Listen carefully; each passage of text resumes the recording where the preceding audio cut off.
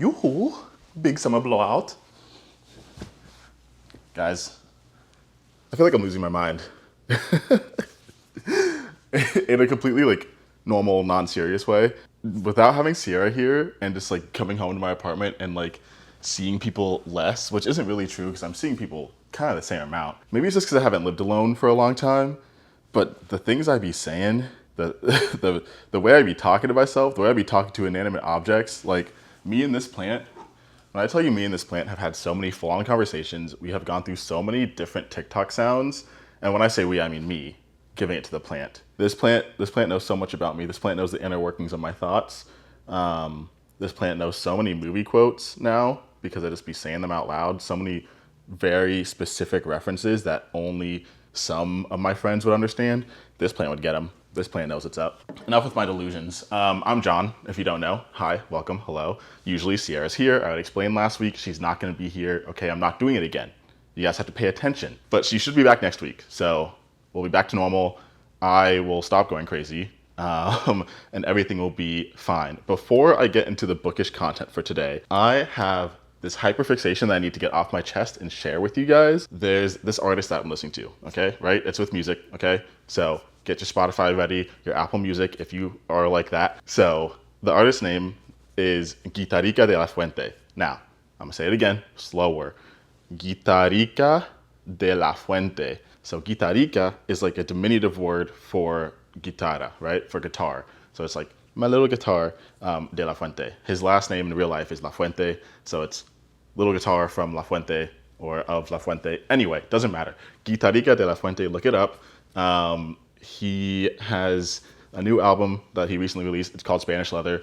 It showed up on my Spotify. I listened to the whole thing and I haven't stopped listening to it. I've been listening to it for like 3 weeks now and I'm not sick of it. So I had to tell somebody, and it's you. Congrats. But we're not here to talk about music all the time.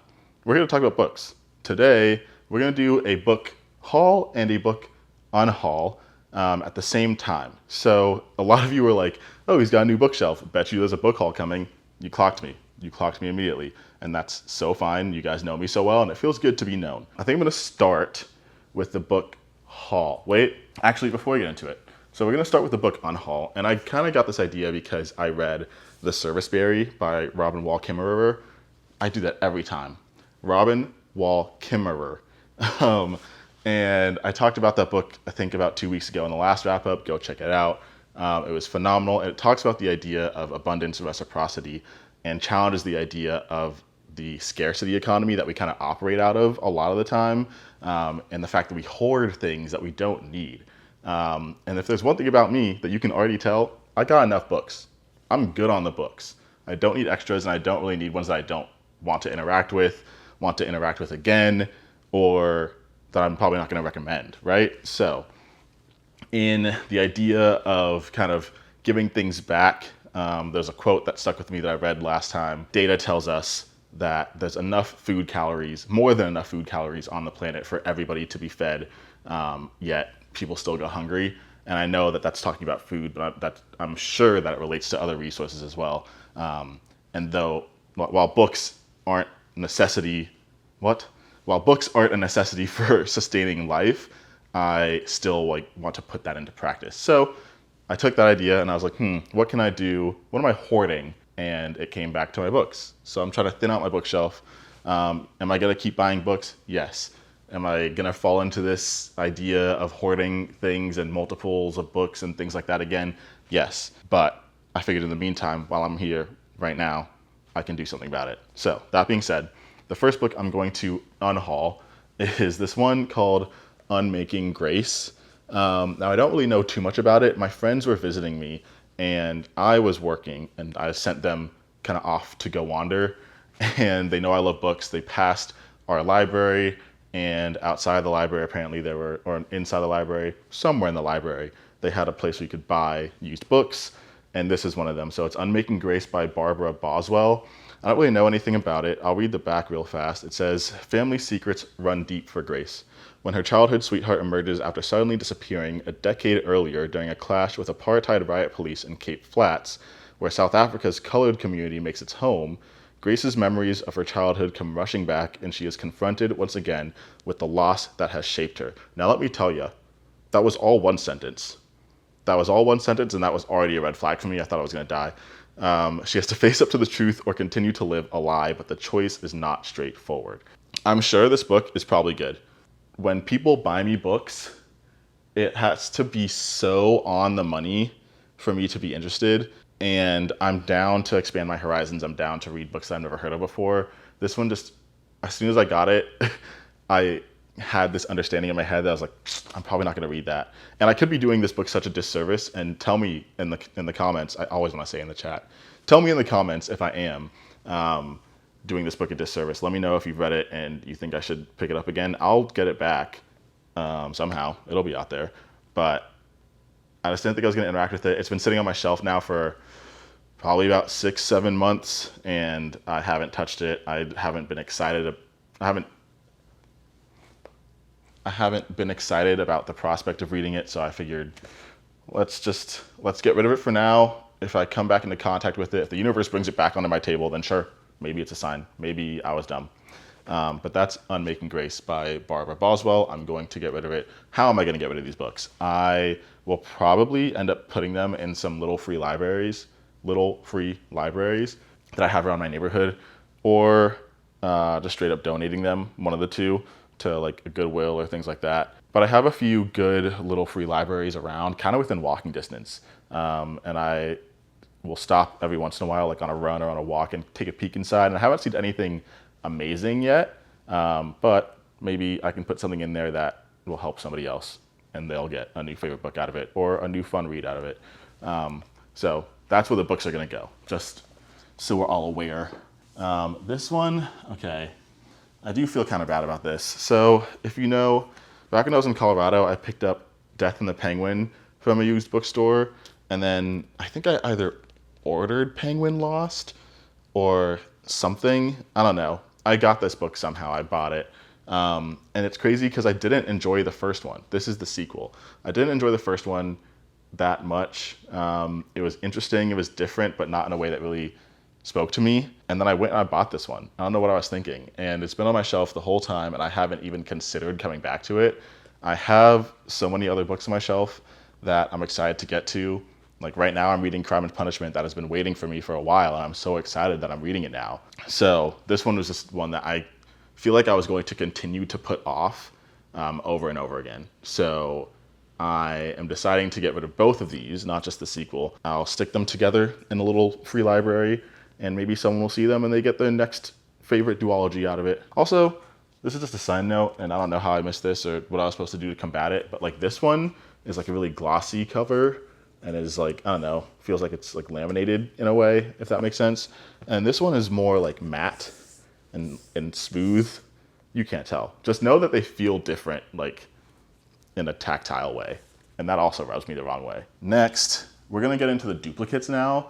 And I'm realizing that was really where the whole idea of abundance and hoarding and scarcity came into play, when I was like, I have multiples of a few books and I don't need that. Why would I ever need that? First on the list to get rid of multiples is Normal People by Sally Rooney. I have these two copies. I got this one in Europe, having already owned this one back in the United States. When I was living in Spain, I had purchased the copy of Conversations with Friends that matches this book cover. And I wanted them to look nice next to each other on a bookshelf. And they do. They're fine. I enjoy it. However, being the generous man that I am, I lent this book out to many a friend whilst living in Spain. And it got water damaged. It is now like crinkly. And when I was preparing for this video, an old receipt from Mercadona fell out. And if you know, you know, we love Mercadona. But I was like, how long has it been since this book has been touched? And when will it be touched again? Probably never. This is what I mean by matches. They match each other. That's fine. Is this going to kill me? No. They can be next to each other. Because my copy of Beautiful World, Where Are You? Doesn't match. My copy of Intermezzo doesn't match. My copy of Mr. Salary doesn't match. I will survive. I don't need two copies of Normal People. So this one is going to find a new home. Phenomenal book. We love Sally Rooney. I've read basically everything she's written. So whoever gets to find this, Good on you. I hope you read it. I'm sorry for the water damage. It wasn't me. Okay, the next duplicate book that we have is another banger, which honestly, let me say, if I have duplicates, they're probably really good books. And I think these are the only two that I have, kind of. We'll get into the third one, but that one's nuanced. We'll get there. I'm getting ahead of myself. I don't want to quote that. That's not true. It's already not true because I'm looking at Crime and Punishment on my desk right here, and I technically have this other copy of Crime and Punishment, so I have a duplicate of it. So if I have a duplicate now, it's probably one that I'm willing to read physically and one that's very pretty and I don't want to touch.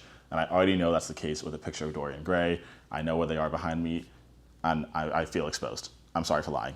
What was I talking about? Duplicates. The next duplicate I have, this one was actually an accident.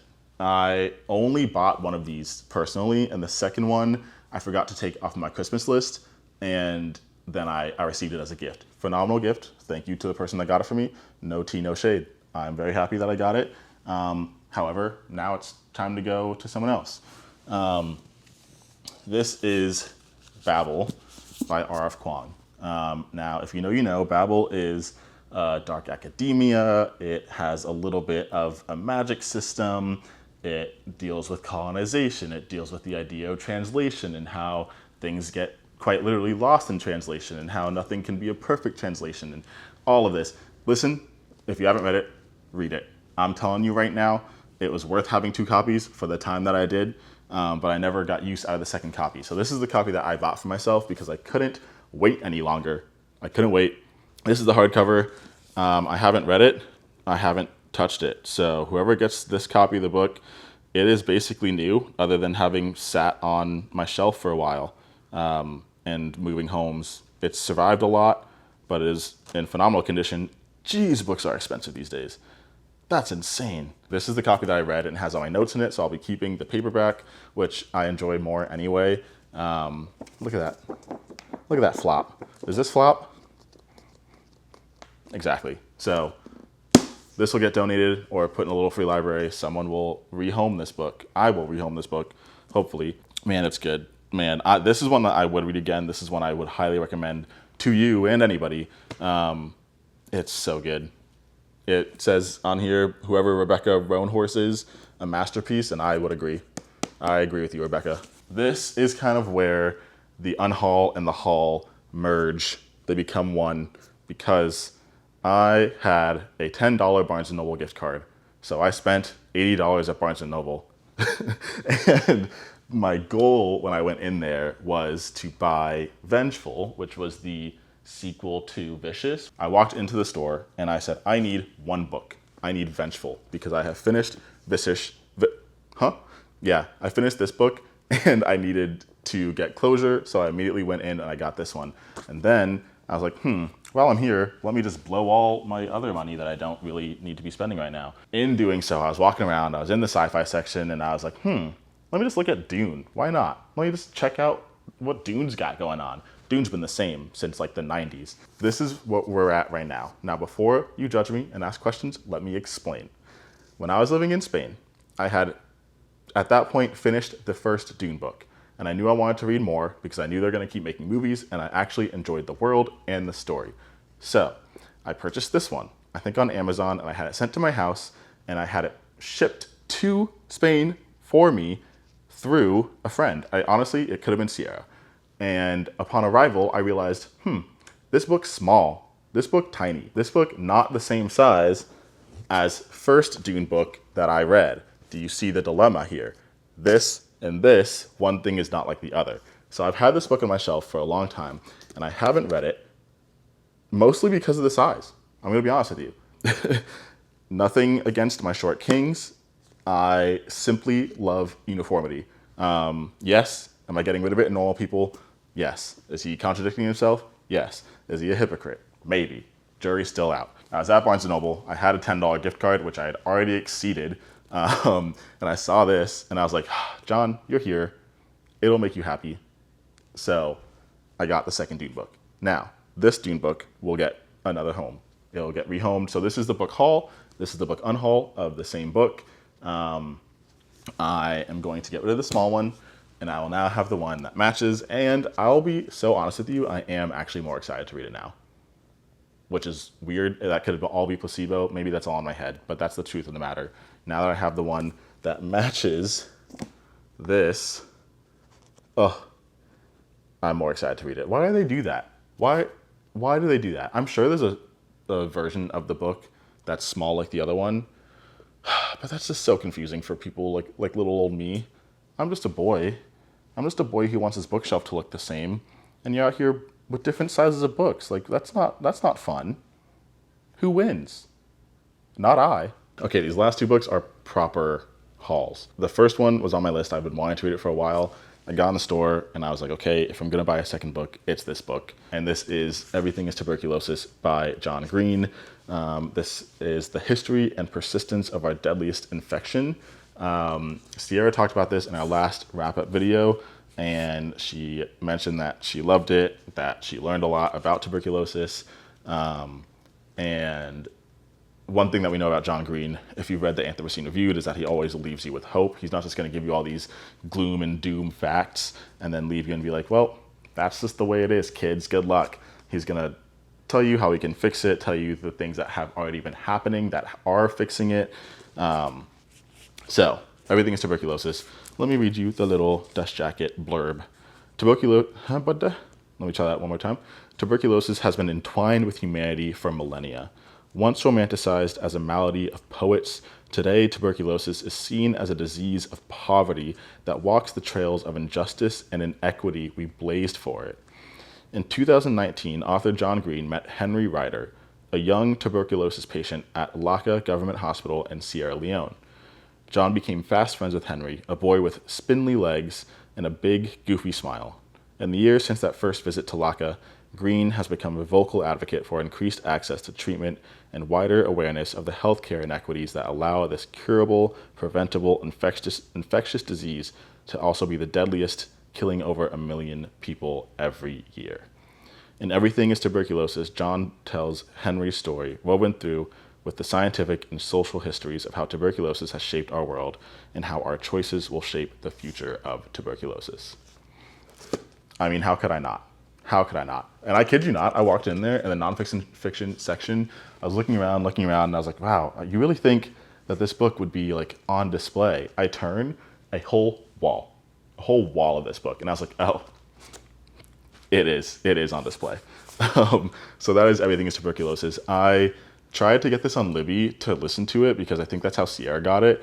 Don't know how she did that because I went on Libby and tried to rent it there to listen, and I'm like number 375 in line. So I'm like, cool. I'll never hear John Green whisper sweet nothings about tuberculosis into my ears. I'll just have to read it myself, and that's fine. Okay. So I studied advertising in college, so I understand how these things work. However, that doesn't mean I'm immune to them. Okay. I got to the cashier and I had 3 books in my hand. Okay. I had Dune Messiah. I had Everything is Tuberculosis, and I had Vengeful. There was a stack of books on the counter. I thought the kind cashier lady was waiting to put them back on the shelf. No. She began to explain to me that any of the books that were there were half off. And I was like, okay, interesting. Well, I came in here with a $10 gift card. Here it is, by the way. It pays for a tiny iota of the stuff I'm buying today. However, if I buy one of these books that you have here for half off, it kind of covers that book. So that's like a free book, right? Stay with me. Does it make any sense? No, not at all. Not even a little bit. But this is how my brain works. This is how I justify it. So most of the books in the list, I was like not interested. One was this fantasy that she was telling me about. And she was like, oh, the world is really interesting. And I was like, first of all, fantasy usually comes with commitment. I'm a little afraid of that because that means I'm going to be locked into like the series of things that I didn't care about before and now I care about. Like that's exactly what happened with Vicious and Vengeful. All of a sudden, I'm here. I'm trapped. I'm stuck, and I don't want that. On the list, on the stack, is this book called Cultish by Amanda Montell. Now, the little subtitle is The Language of Fanaticism.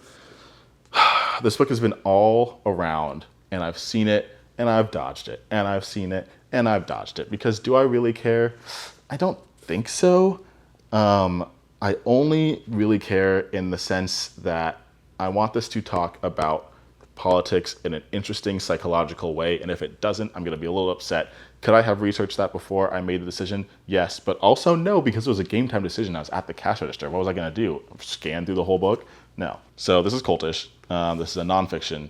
And I'm going to read the blurb to you because I got suckered into this purchase and I am now trying to validate my expenses. What makes cults so interesting and frightening? Wow, that's not even what that says. What makes cults so intriguing and frightening? What makes them powerful? What causes people to join and, more important, stay in extreme groups? We secretly want to know. Could it happen to me? Amanda Montell's argument is that on some level it already has. Spooky. Our culture tends to provide pretty flimsy answers to questions of cult influence, but the true answer has nothing to do with mind control wizardry or Kool-Aid. Lol. In Cultish, Montell argues that the key to manufacturing intense ideology, community, and an us versus them attitude all comes down to language in both positive and shadowy ways.